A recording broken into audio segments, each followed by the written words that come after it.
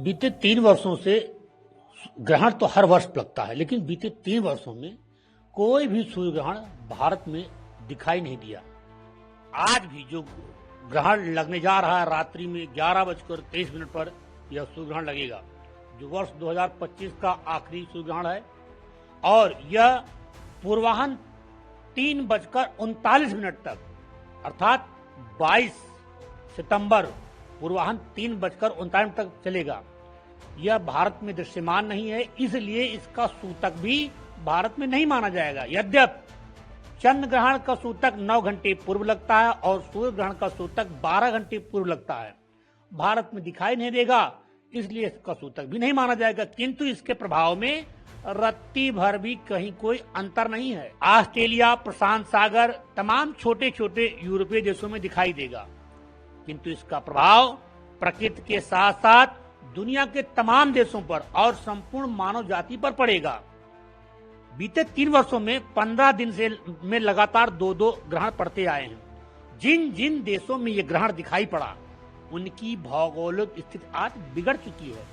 भारत के लिए ये सबसे अच्छी बात यह है कि ये दिखाई नहीं देगा। दूसरा, ग्रहण काल में ही नवरात्रि की प्रतिपदा तिथि का आरंभ हो रहा है, इसलिए भारत के लिए यह ग्रहण शुभ रहेगा।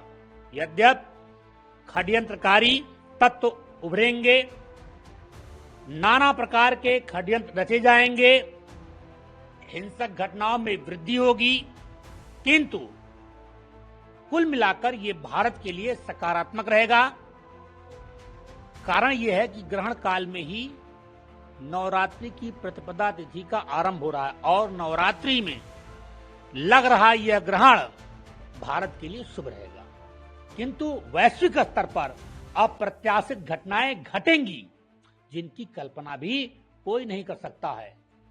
तमाम भूकंप में वृद्धि होगी, प्राकृतिक आपदाओं की नित नई नई घटनाएं वैश्विक स्तर पर दिखाई देंगी। भारत के लोगों को, चूंकि भारत के लिए तो शुभ ही है, ग्रहण काल में ही प्रतिपदा तिथि का आरंभ हो रहा है और ऐसे में भारतवासियों को चाहिए कि इसको नजरअंदाज न करें। ऐसा ही ग्रहण द्वापर युग में दिखाई पड़ा था, महाभारत युद्ध से पहले माता गांधारी ने देखा था, जिसका परिणाम पूरे विश्व ने भोगा था। ठीक वही दृश्य इस ग्रहण का भी है। भारत के लोगों को चाहिए औढ़रदानी सदाशिव की उपासना करें, मृत्युंजय महादेव की उपासना करें, हो सके तो महामृत्युंजय महामंत्र का जप अथवा भगवान शिव के पंचाक्षर मंत्र का जप करें।